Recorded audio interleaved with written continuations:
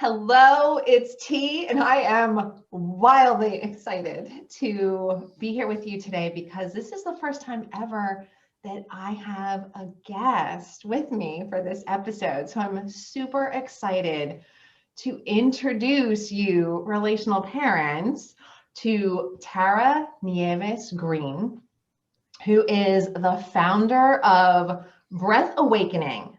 She is an international master practitioner and trainer of breathwork.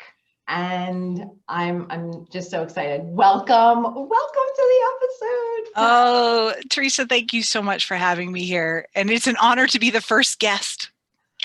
Yay! We're going to have a good time today. Yeah, absolutely. Absolutely. So we are going to talk about breathwork because I don't even know when I first heard the word breathwork, but it was relatively recently. But I remember hearing pranayama like 20 years ago. And so now I'm seeing like business coaches that are doing breath exercises and breath work. But I was really, really interested to see Tara, who is, doing breath work, and that is the whole focus of Breath Awakening. So Tara, can you tell us a little bit about a little of your story, like how you came to find breath work and what drew you to it? Okay. So let's see. How did I come to find breathwork? It kind of found me. Nice. I was a fourth grade teacher in public schools, and I was always from the time I was a teenager, maybe even earlier, curious about alternative healing and spirituality. And so here I am, a fourth grade teacher, and all of a sudden, one afternoon, I was working I had my part-time job at a children's bookstore, and the woman who worked with me, Ellie Devine is her name.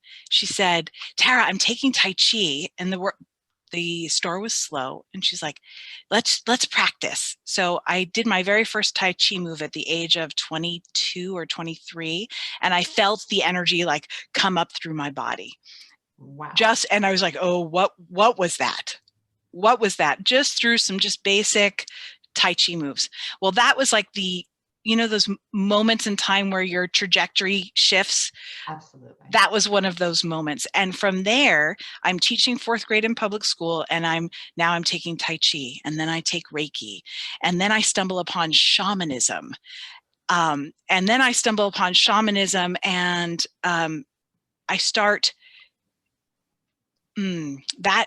When I stumble upon shamanism, I now have an opportunity to bring in learning about the rainforest and indigenous cultures into my classroom. Oh, so you can bring it all together with the fourth graders. But of course, it's public school, so I have to be really careful on how I, yes. Yeah. So, we start doing a fundraiser for an organization called Dream Change Coalition. And of course, I'm going to do my best to shorten this story because I could take the whole half hour. So we start doing a fundraiser, the kids' night, to help save part of the rainforest. And the gentleman who was the organizer of that organization, actually 2 years after doing fundraisers for the organization, invited me to the jungle. He's like, I'd love for you to see where these funds that you and your students are raising, where they're going. And what you helped to create and preserve. Yeah. Yes. Awesome. Yes. So it was there in the jungle that I did a ceremony with the local shaman and had my first awakening. But I was told after a couple of visits back to the jungle that I was to go home and learn the medicine of my own land. And in that moment, I knew I would be leaving public school teaching. Yep. And in my logical brain, the only thing that made sense was to go learn about my own land, which would be to get my master's in environmental studies. That's the only way my logical brain would allow me to quit my job. Yeah. Yeah. Yeah. Wouldn't you know, the very first week that I was in grad school, I met my breathwork teacher. I stumbled upon them at an event, and they're like, I do this thing called breathwork. So even though my logical brain would have never quit my job to go train to be a breathwork practitioner, Yes. the universe took care of it. Absolutely. Right? No such thing as coincidence. Right? No So such thing. I ended up getting my master's degree and at the same time studying breath work with this person who was up in New Hampshire. So this is where my journey began. And I didn't really even want to be a breathwork practitioner. I just was so, when I had my first session, yes. I never, like you, I was like, what's breath work? So if you're okay, I'm going to allow this story now to segue into Oh, please. I think we all need to know, like, what is breath work? And I actually, can I just insert in here? Because I think you can expand on this. Okay. I just learned recently that yoga, yoga's been around in the West for, I don't know how many years, but like 80, 100 something, like on the order of that, maybe. But it's been around for a lot longer. And in that lot longer in the East, I understand that breath work was a massive piece of yoga as opposed to the poses. Yes. And so we've kind of taken it and we've emphasized all the poses and left the breath work out in a lot of ways. So I just wanted to tee that up, and so you can comment as you go. Okay, very Yeah. good. Very good. So when I discovered breathwork, I was, like I said, I was there. I was already a spiritual seeker and curious about things. So when someone's like, hey, you want to try this? I think you'd enjoy it. I'd be like, okay, sure. In that very first breathwork session, you work one-on-one with a facilitator. At least I did at this particular time. Sometimes there's groups, but I had a one-on-one session and I was taught how to breathe diaphragmatically. And in this particular style of breath work, because there are so many different styles, just like yoga, there's yin yoga is very different than like hot power yoga. Yep, breath work, same thing. In this particular style of breath work that I was practicing, it was specifically designed to help expand the breath capacity, but more importantly, it was designed to clear the energetic blocks that kept your breath small. And these energetic blocks come from experiences throughout your life where you tense up due to stress and trauma, due to wanting to control your emotions so that you don't embarrass yourself. These different moments in life where we contract. This style of breath, when we start expanding the breath capacity, the energetics that were stored from those experiences have an opportunity to not necessarily be cleared, but to be processed and integrated. Nice. Okay. So I want to pause you right there because I want to have another whole conversation about that, like that whole integration, but I don't want to divert from this. That's amazing. Is that the path that you continued on with this particular kind of breath work? Yes. Yes. And so for 2 years, I had a personal practice where at least once a month I would go for a facilitated session, and we would share about what was going on in our life. And while I was talking about what was going on in my life, the practitioner is scanning my body, watching for where it lives in my body. Wow. And so then when I lie down on the mat and I start doing this circular connected breath, the practitioner just puts slight pressure on those spots where I was holding, and it allowed the energy to move a little more effectively. Wow. Yes. And what happens is after I'll give a little story about my very first session. I was connecting the breath, which is called a circular breath. Yeah. In this particular style, it's all open mouth.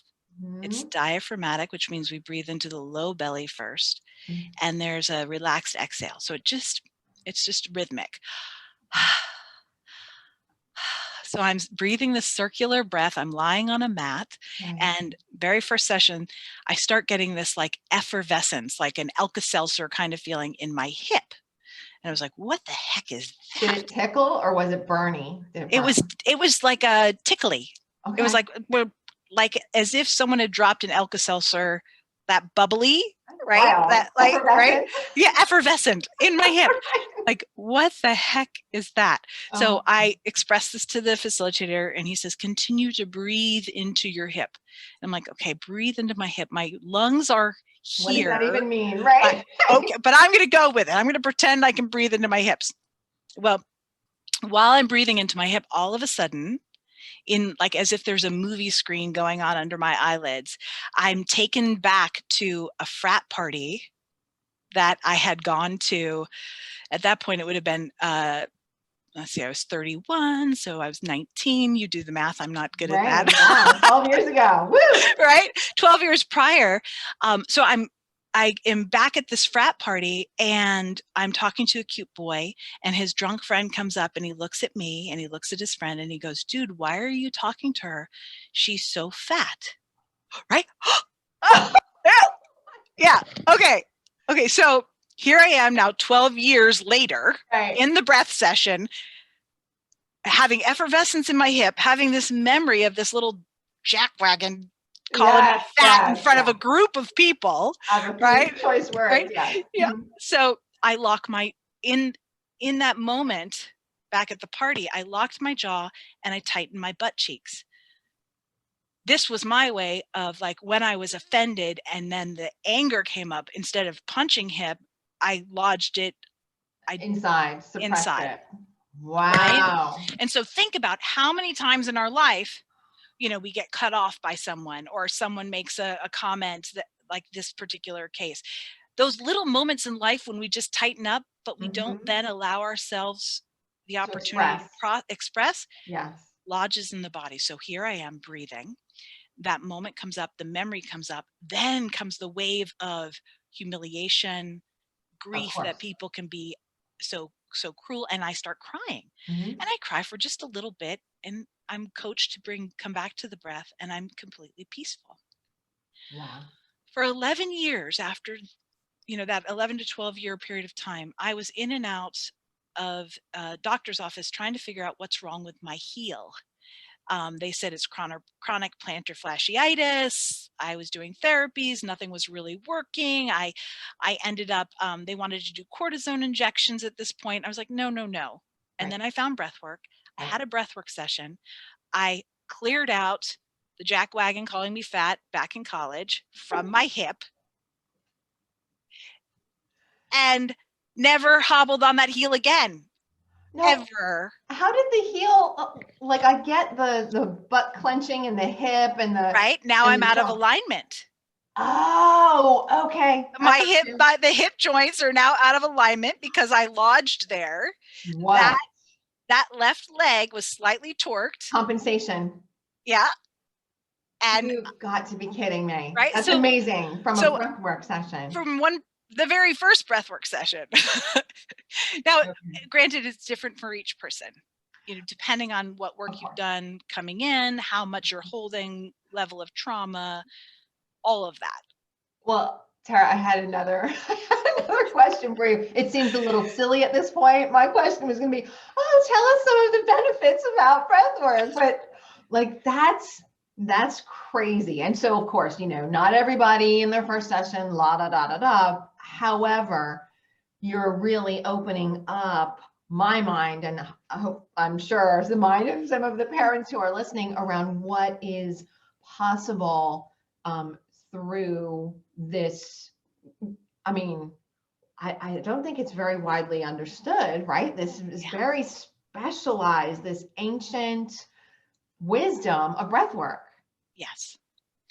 That's fantastic. So you what was your next step after this like massive, crazy, wonderful first experience? Well, it piqued the curiosity. Okay, if that little 30-second blip of my life 12 years ago is in my hip, what else have I stored in my physical body? Yes. So there began the journey, and I continued, and I just found that not only did it help me physically, once expanding the breath. But it also helped me in terms of noticing my reactions to life situations. Amen. And it gave me just a moment of pause to choose differently. So when we have unhealed energies in our body or unprocessed energies in our body, whenever anything related to that comes up, we have that reaction, and we say things.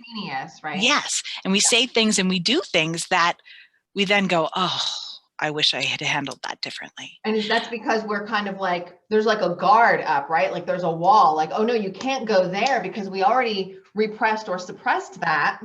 And so that's why the reaction is so instant.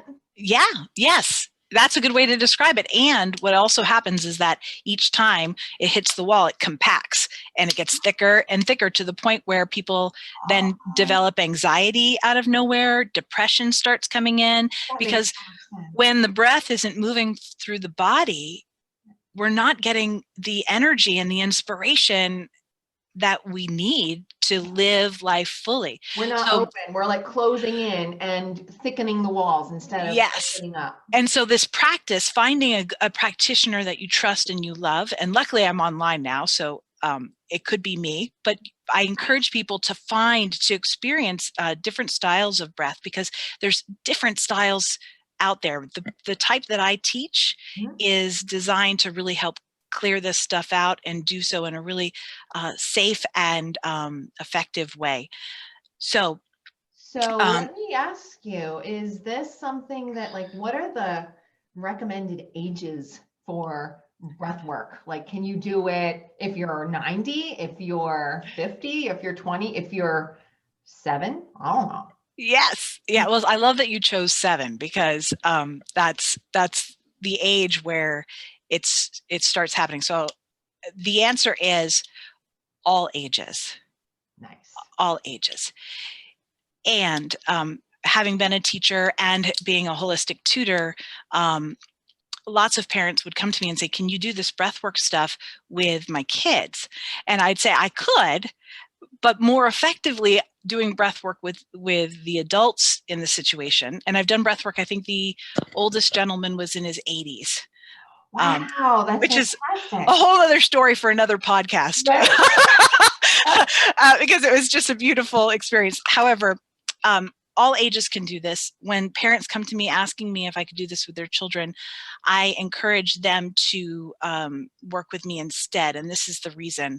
Your children will entrain or learn their breath pattern from you. So if I work with a child and help them open their breath, but then they go home to the parents whose breath pattern is different, the energetic connection between the parent and the child is so strong that the most effective way is to work with the parents, and ideally both parents, and having them become aware of their breath pattern, coaching them and supporting them in getting the fullest breath pattern possible. And then what happens, your 3-year-old's having a meltdown, you're able to stay in your center with your breath. You're able to honor that this child actually has great wisdom in not holding that stuff in, right? Amen. Oh, there's so much synergy. And I know we've known there's so much synergy in our approach to working with parents and, helping children through parents. I love the word that you used in train, because it's so true. Whether the avenue is the breath or another avenue, but that whole entrainment of energy, kids do take their cues from their parents. If the parent has massive anxiety, then the child is not going to feel right being calm, because they're entrained by the energy of the parent. And, we can talk about that through the lens of, anxiety and medication and whatever. And we can also talk about it through the lens of the breath, which is how it's, sort of manifesting, and on a subconscious level, the child is noticing the breath pattern. Absolutely. Right? Yes. That's awesome. Yeah, it So, really, it is wild and wonderful. And I would love to share a little story because I also will work with families. oh, that was my next question, Tara. Yes. I was writing down right now. I'm like, make sure you ask, do you do it with more than one person, like a parent and child? Yes. So first I work with the parents Mhm. because we want to get the foundation solid, Yep. right? Work with the parents. And what that means is for some parents again, it depends on the person's journey. Um, but it's like any kind of retraining of the body, it takes time. So we work with the parents. And then I had this beautiful experience. The mom was like, can I bring the kids in? And she had three daughters. Daughter was age 5, age 10, and age 14. And Wow. then mom and dad. And so I've got the music playing and they're all lined up according to age. And they're breathing. And the 5-year-old goes through the process. There's like you connect the breath, and then there's a certain shift that happens within the body. And Okay. the 5-year-old was done in like 5 minutes. Oh, Why? Because she hadn't had layers and layers of life experience that needed to be, uh, clear. woken up and Yes, cleared. that's So awesome. she all of a sudden she sits up and she's looking around and she's watching, you know, and and I said, you can just hang out here. If you want to dance, you can dance to the music, but just, you're done. You're good. You're only 5, How come it's right? taking them so long? Right? So then one by one, and what you'll see is that the 10-year-old already had stress patterns of in her breathing. Absolutely. So they Absolutely. take, because the moment they go to school and they have to lock down, depending on what kind of school they go to, Of but a course, like conform to some extent, yes, conform, right? Hmm. yes, I love that word again. Um, Yeah. Yeah, that's having to conform, and then the 14-year-old already had very much adult like stress response breath pattern.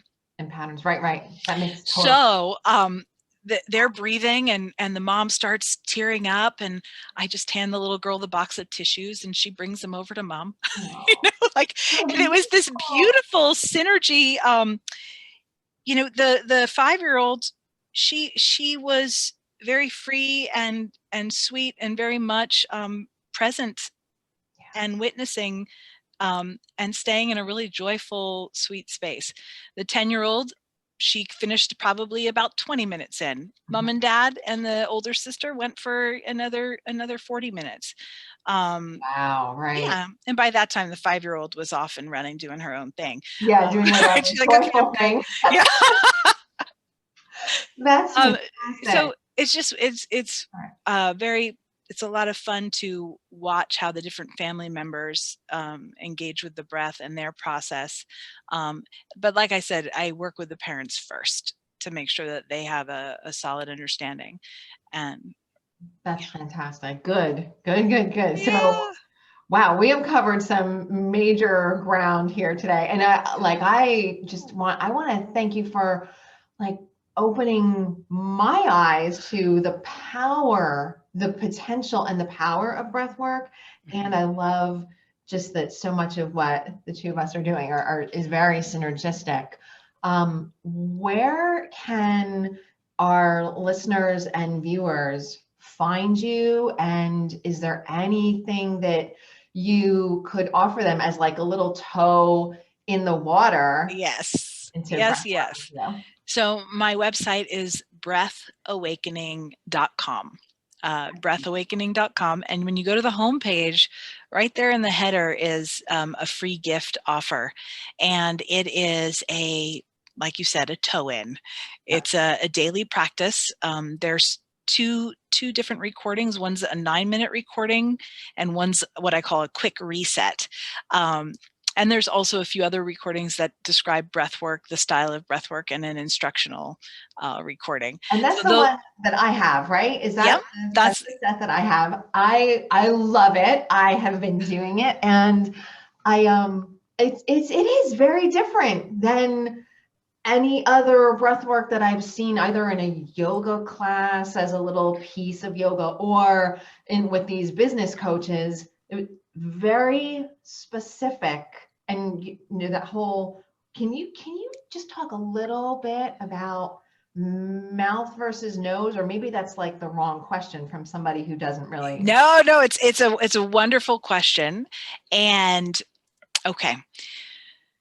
So the daily practice that I offer is to energize, clear, and anchor you into your divine self, accessing your divine wisdom. Fabulous. Okay? Who could want anything else? Right. And so the energizing part is an open mouth breath. Now, if you get 20 breathwork practitioners, as a matter of fact, I just watched a symposium and they had half the group was nose breathers and half the group utilized mouth breathing. And they each had very different opposing ideas about which one is better. Now, in the practice that I use, we use the mouth breath specifically to energize, and it's open, it's connected, meaning we are breathing rhythmically with our mouth open. And then that gets us energized. Then we do a little bit of movement and sound. Right. And then after we're done with the movement and sound and getting things cleared, then we use nose breath to soothe the nervous system and to calm everything and to get quiet and go within. Nice. So it's not really either or. It's both and. Yes, they really complement one another, because I find that sometimes people are like, I tried to do, a meditation and I really couldn't get in there. Like my mind was wandering. And, Right. and so I find that doing the faster energizing breath and then the body movement and shaking, we call it wagging the tail. Yes, love that. Love that. When we do this movement and we get the sound coming out, it actually clears out tension that then allows the body to settle even more deeply. Oh, thank you so much. You just sort of narrated my experience with it. And I was kind of confused at first because I was like, oh, I've only ever heard of, either mouth or nose breathing totally in and out or half. And then it's like, wow, this is different and strange. But then by the time it was done and you like brought me back with some calming nose, it's like, oh, I love this, but I don't understand it. Not that I have to. Yeah. But it's nice to sort of hear what's going on as well as feeling it. So thank you very much for that. You are so very welcome. So very welcome. And there's so much more that, this was just a little tiny taste. So I offer individual sessions. I offer workshops. I offer trainings to become practitioners. And I'm also very open to having conversations and answering people's questions. And there's a way to contact me on the website. Fantastic. All my contacts. Breathawakening.com. Correct. And breath spelled BREATH. No E. Is that the way to spell it? Well, oftentimes breathe and breath. Being a breath practitioner and a fourth grade teacher in the past, I often catch this like, oh, they're using they use breath instead of breathe, or breathe. Oh, gotcha. Breathe instead of breath. It's breath, like look it up if you don't know. But I think, with the A in awakening, it would look a little strange anyway. So that's great. Breathawakening.com. If you're listening to this, if you're watching this, like go get that free gift and experience it for yourself. And I'm very excited about,